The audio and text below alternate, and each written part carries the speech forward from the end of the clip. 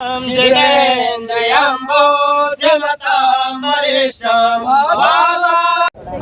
बड़े सौभाग्य का दिवस है कि हमारे मीरा भाईंदर शहर, जो मैं हमेशा कहता हूं कि ये अयोध्या है, ये मथुरा है, ये काशी है, जहां पर बहुसंख्यक उत्तर भारतीय समाज है जो हिंदू सनातन धर्म को जगाने के लिए हमेशा सतत प्रयासरत रहता है। उसी कड़ी में हमारे मीरा भाईंदर की लोकप्रिय आमदार श्रीमती गीता जैन जी, जो पहले भी बागेश्वर धाम जी को यहाँ पर बुला चुकी हैं एसके स्टोन ग्राउंड पर।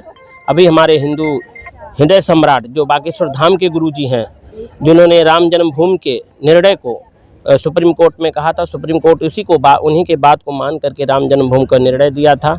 आज ऐसे महापुरुष का 4 फरवरी से यहाँ पर आगमन हो रहा है। 4 फरवरी से 13 फरवरी तक कथा है।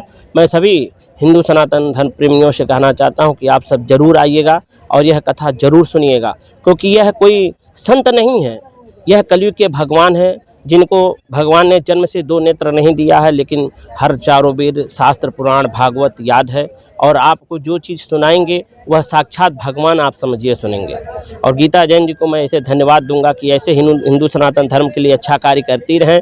और उन्होंने आज एक सूचना और दिया, उसके लिए धन्यवाद कि उत्तर भारतीय भवन बनेगा, जो हमारी भी बहुत इच्छा थी। उनको भगवान ऐसे और अच्छी शक्ति दें कि और अच्छे कार्य करते रहें। ओम श्री गणपते नमः, नमो हरिहंताणम और राघवाय नमः।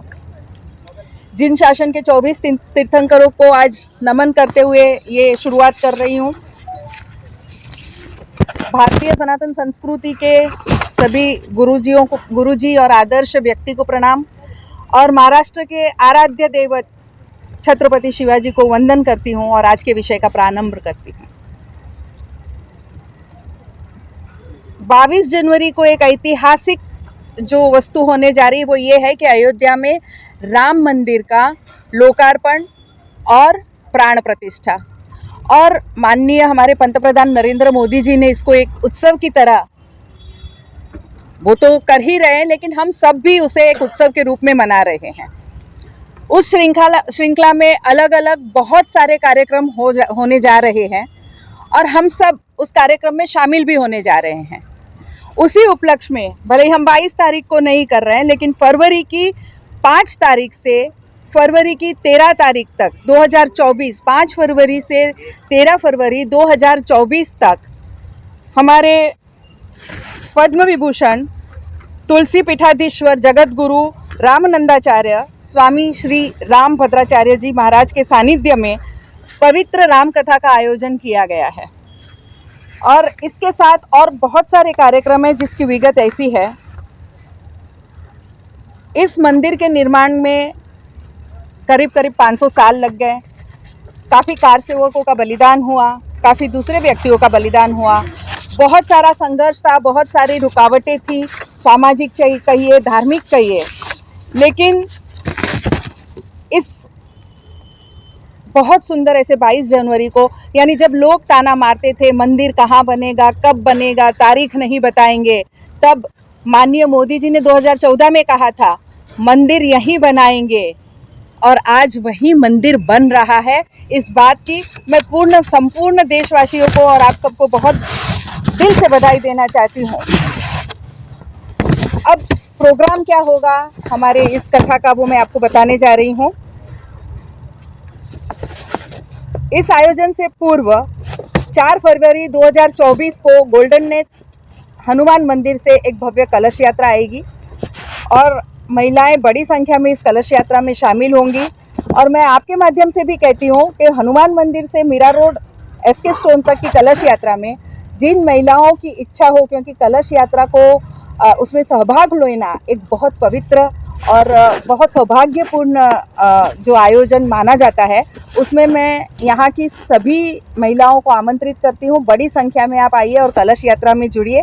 जिनको ये इच्छा है कि हम यहाँ करेंगे ये कलश यात्रा, उन्होंने नारी सशक्तिकरण फाउंडेशन की ऑफिस गोल्डन नेस्ट में है, मेरी ऑफिस के सामने, वहाँ नाम लिखवा दीजिए। मेरी ऑफिस में लिखवाएंगे तो भी चलेगा, तो उनको बताया जाएगा। 4 तारीख को पूर्व संध्या में हम कलश यात्रा कर रहे हैं। 5 फरवरी से, मैंने 4 जनवरी का 4 फरवरी को, 5 फरवरी से 13 फरवरी तक मीरा रोड के एसके स्टोन ग्राउंड में पद्म विभूषण तुलसी पीठाधीश्वर जगत गुरु रामनंदाचार्य स्वामी श्री रामभद्राचार्य जी महाराज जी के सानिध्य में पवित्र राम कथा का आयोजन शाम को 4 बजे से 7 बजे तक रखा गया है। साथ ही गोल्डन नेस्ट के जिस हनुमान मंदिर से भव्य कलश यात्रा की शुरुआत होगी, उसी मंदिर के पुनरुत्थान और प्राण प्रतिष्ठा के कार्यक्रम का आयोजन 6, 7 और 8 जनवरी 2024 को पद्म विभूषण तुलसी पीठाधीश्वर जगत गुरु रामनंदाचार्य स्वामी श्री रामभद्राचार्य जी महाराज के सानिध्य में होगा। यानी उधर भी प्राण प्रतिष्ठा और मंदिर का पुनर्निर्माण हुआ है। और इस भव्य समारोह में कई धर्मगुरु और देश के मान्यवर अतिथिगण आने की संभावनाएं हैं और मुझे ऐसा विश्वास है कि वो ज़रूर इस पवित्र कार्य में सम्मिलित होंगे। आप सभी को याद होगा, चुनाव के समय मैंने बहुत सारे 9 वचन में से एक वचन मेरा था। बहुत सारे वचन थे, जैन भवन हो गया, बाकी सब वचन पूरे हो गए, लेकिन एक वचन था यूपी भवन ज़रूर बनेगा। उत्तर भारतीय भवन का एक जो वायदा था वो बहुत जल्दी वो मैं पूर्ण करने जा रही हूँ। और इस उत्तर भारतीय भवन का निर्माण भूमि पूजन समारोह है 12 फरवरी 2024। 12 फरवरी 2024 को पद्म विभूषण तुलसी पीठाधीश्वर जगत गुरु रामनंदाचार्य स्वामी श्री रामभद्राचार्य महाराज जी के सानिध्य में संपन्न होगा। ये निर्माण जीसीसी क्लब के पास मीरा रोड में होगा। 14 जनवरी 2024 को राम कथा की समाप्ति के उपलक्ष्य में भव्य महाप्रसाद का भी आयोजन होगा। आप सभी तो आमंत्रित है, लेकिन आपके माध्यम से मैं पूर्ण शहर में सभी को ये मैसेज देना चाहती हूँ। और देखिए एक बात और, उत्तर भारतीय भवन को अभी सब राजनीति की तरह ही लेंगे, राजनीतिक ना ले, ये मेरी आपसे दिल से विनती है, क्योंकि ये एक सद्भावना है मेरी उत्तर भारतीयों के प्रति। किया हुआ वादा पूर्ण करना है और उसे राजनीतिक स्वरूप न देकर हम उत्तर भारतीय लोगों के हित में ये होने जा रहा है ऐसा स्वरूप दे, तो मुझे लगता है कि ये बहुत आनंद की बात होगी। और आपके सामने भी ये निवेदन रखना चाहती हूँ। देखिए मैं बहुत सारी जगह जब अभी ये महीना बहुत पवित्र महीना है और यहाँ बहुत सारी भागवत कथाएं भी हो रही है और दूसरे धार्मिक आयोजन भी हो रहे हैं। हर जगह जाके मैंने ये विनती की है कि 22 जनवरी को हम सभी धार्मिक स्थलों में, और ये देशवासियों को मेरा आह्वान तो है ही, मोदी जी का भी है, कि हमारे अपने अपने धार्मिक स्थलों में वो धार्मिक उत्सवों का आयोजन करें, दीपोत्सव का आयोजन करें और उस दिन अपने अपने घरों में पूजा करें। घर में अगर आप मंदिर में नहीं जा सकते, घर में दीपोत्सव ज़रूर करें और सनातन धर्म के इस प्रतीक को भगवे के रूप में अपने घर के वहाँ ज़रूर ले लाएं।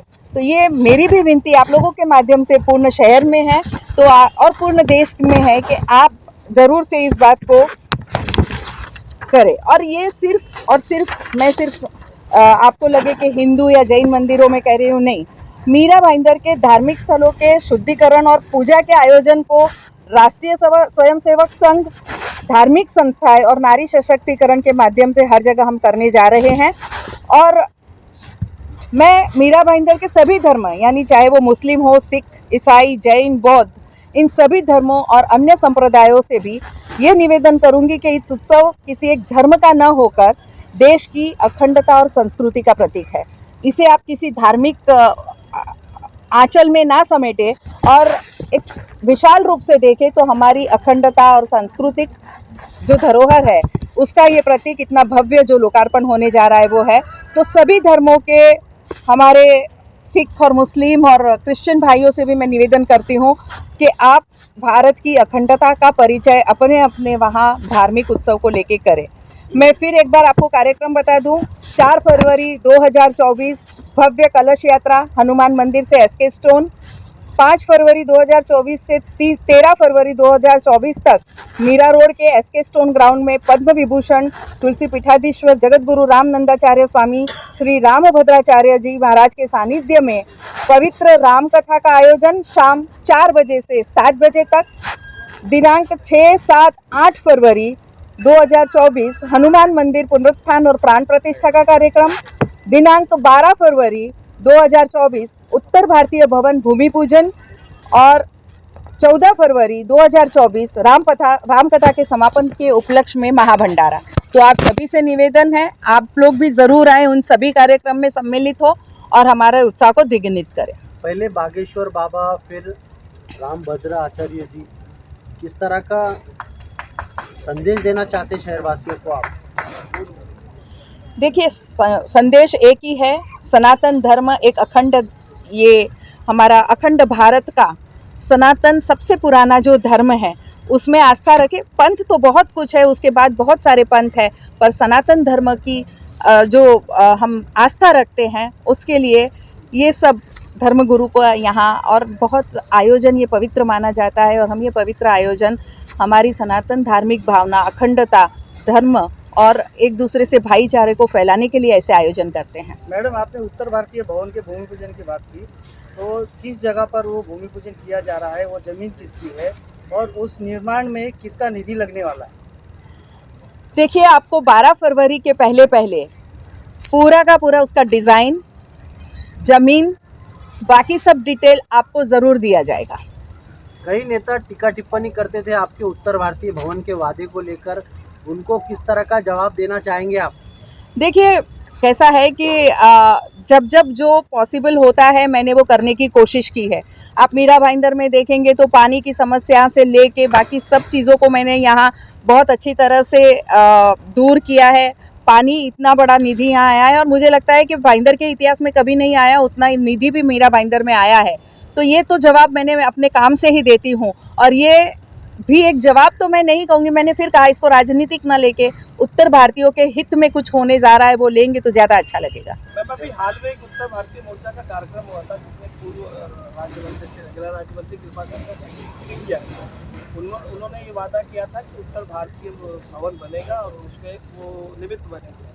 कल 5 जनवरी को उसको लेकर एक बैठक आयोजित है, प्रस्तावित बैठक है, जिसमें मेरी जानकारी में पूर्व विधायक नरेंद्र मेहता, कृपाशंकर सिंह जी, उत्तर भारतीय मोर्चा के अध्यक्ष सिंह जी और ललन तिवारी और समाज के और लोग हो सकते हैं। तो मैं आपसे ये जानना चाहता हूँ कि कल बैठक में आप हैं और आप जो बना रही हैं ये सब एक ही समन्वय समिति है या अलग अलग है? देखिए, फिलहाल तो अभी मैंने अपनी तरफ से जो मेरा प्रयत्न था उस हिसाब से ये इस भवन के आयोजन का, भवन के निर्माण का जो प्रारंभिक यानी सबसे पहला जो चरण होता है वो पूर्ण किया है। मैं आगे चल के, देखिए सुरेश जी को तो आज मैंने इनवाइट किया है, लेकिन आगे चल के मैं सभी को साथ में लेके इस भवन का निर्माण करने ज़रूर जाऊँगी। नहीं, मैं ये आपसे जानना चाह रहा हूँ कल की जो बैठक प्रस्तावित है कल 5 जनवरी को। देखिए, सुरेश जी मेरे साथ है। अभी आपने कहा कि इनके मार्गदर्शन में वो बैठक होने जा रही है, तो ये बात वो वहाँ ज़रूर रखेंगे कि हमने प्रथम चरण में ज़मीन का वगैरह का काम हो गया है, अब आगे हम सब मिलके उस भवन को कैसे कर सकते हैं। कितनी बड़ी है, कितनी स्क्वायर फीट? मैंने कहा पूरी डिटेल आपको मैं बहुत जल्दी दूंगी।